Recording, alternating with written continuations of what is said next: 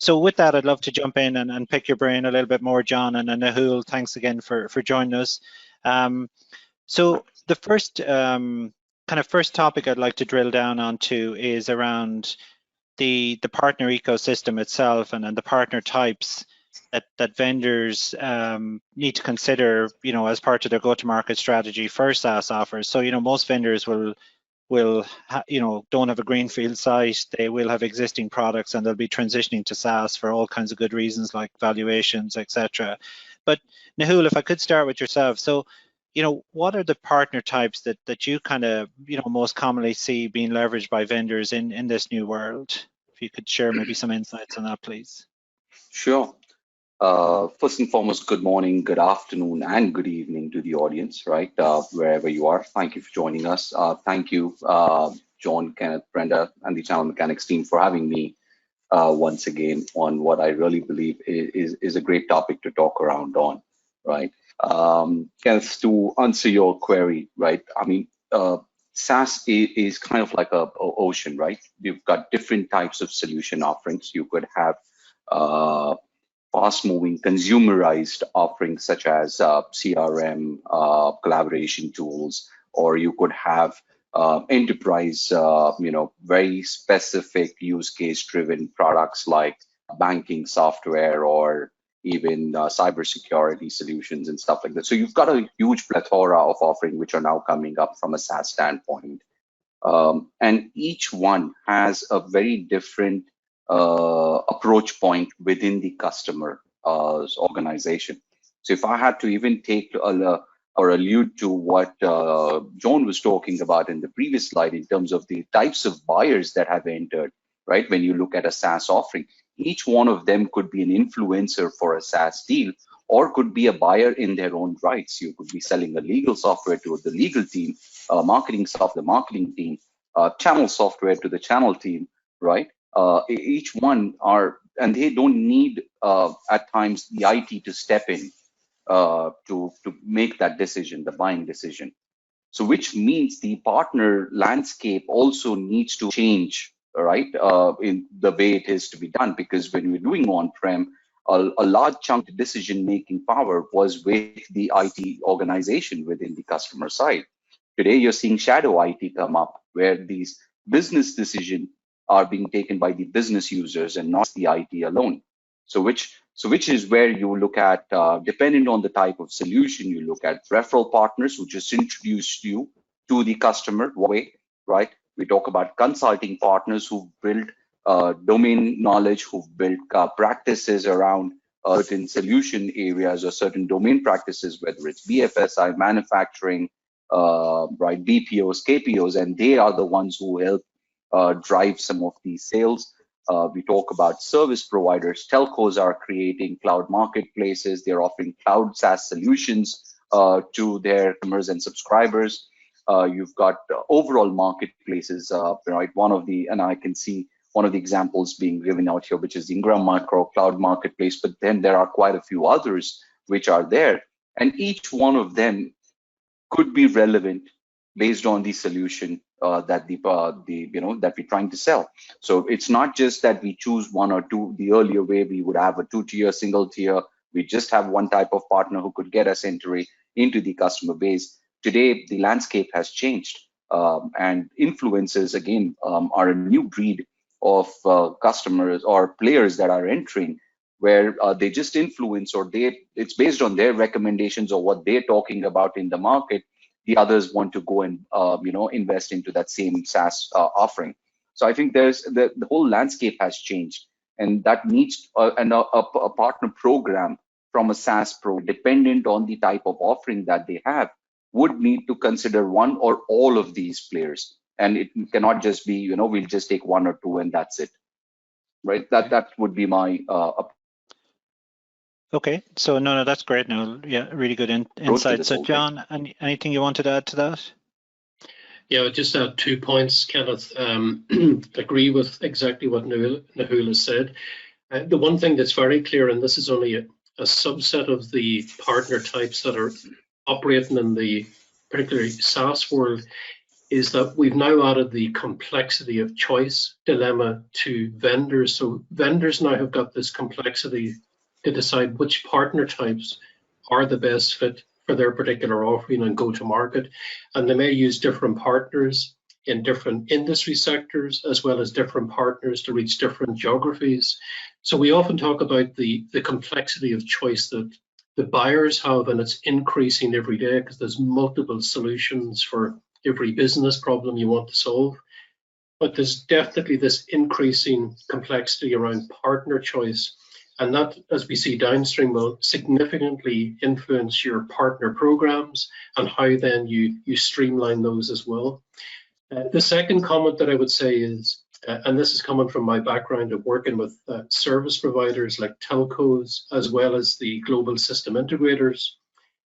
Global system integrators and service providers absolutely love SaaS offerings because their world is services.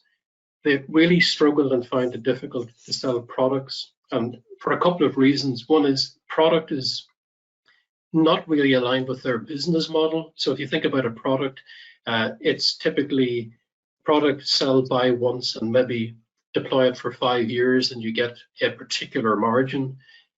It's not really the core sort of way that service providers generate money. So fundamentally think about the transition is from a product company to a services company.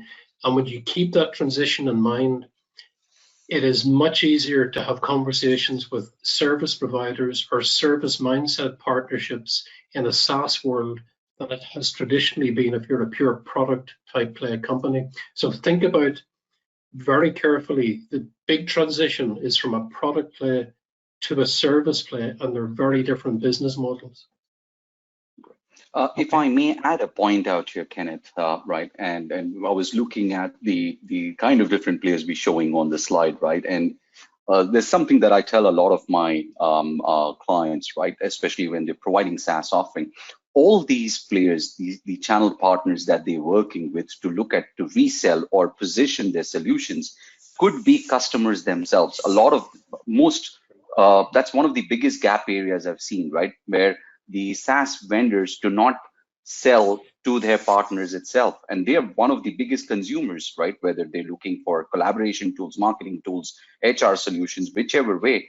If they're selling this, because it's on the cloud today, they can actually become consumers themselves. And that's something that, I would, because we're just talking on this subject, I think it's something that should be out there, and they should consider ensuring they have a model around for that also. Yeah, no, definitely. It's kind of see that in our world as well. A lot of the vendors we work with are either on SaaS or transitioning or have some of their offer on SaaS. And kind of when we started out this journey 8 or 10 years ago, we'd have fairly, a 2 or 3 type partner model. It's really now when you add in all the different types, I see in the region of 12 to 15 different partner types, which in turn drives vendors to really think about their program. If you how do you build all of that into your ecosystem? How does your program take into account that I need to have some kind of a referral program for influencers or referral partners? How do I pay my consulting partners? So it really changes the game in terms of how you go to market, through the channel with these different partner types, which in turn influences who are now the decision makers. And John, you touched on it on the intro, which I think it's worth reiterating, that the buying pattern has really changed as a result of SaaS. What used to be very much an IT buying pattern in our technology world, it used to be almost 80% of all decisions were made by the IT organization. I think that's completely switched on its head now to 80% made by the business. So it's important that as the audience is kind of listening to these points, that's where the partner types have really, that's what creates that differentiation, I suppose. So, okay, no, that's really good. So I suppose just to wrap up this piece of it, is there any, Nehul or John, anything you wanted to say about, maybe the inverse partners that don't necessarily work well in the SaaS space? Any quick comments before we move to a poll? If I give a view on that, Nehul, if you want to follow up. So the one and I wouldn't say they're not necessarily working well, but Brenda, even if you shared the previous slide again, a lot of people are trying to figure out marketplaces. You may not be able to go back, Brenda, apologies.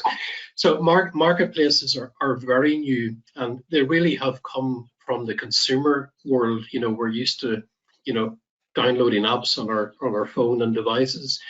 And unfortunately for some vendors and some partnerships, marketplaces become table stakes where you must list your application on that particular marketplace. And I've done that for a couple of technology companies from the US. And that was table stakes. We did not get any sales or business from that. It did give us a little bit of brand awareness. And the reason for that is it was very much very complex enterprise systems that we were selling. So you couldn't download our application and get it to run or run a POC off that marketplace. So again, just go mindfully into making decisions around marketplaces. The vendor or the provider that you work with, you know, let's say you're underpinned by one of the big cloud platforms, they may require you to get onto their marketplace to allow you into their co-sell program, but the marketplace may not be the sales engine that you think it might be. So go mindfully into that decision. True. And if I may add a point to that one, to address your question, Kenneth, dependent on the type of solution you are, if you're a domain-specific offering, try and identify a partner who has subject matter expertise. It's very, very critical, right? Because most of the times, easy to get partners, right? Saying, okay, we don't really need to invest on infrastructure XYZ, just go sell or do referral. But sometimes even those referral partners can do a lot of harm because they don't understand the domain you're in, and which means they will not position your solution appropriately, creating a kind of a misleading commitment or misleading positioning with the customer base, which can, you know, which will take you longer now to retract and then position it the right way. So it's essential to understand what their domain expertise is for some of these solutions, and then create those, then go and get those partners.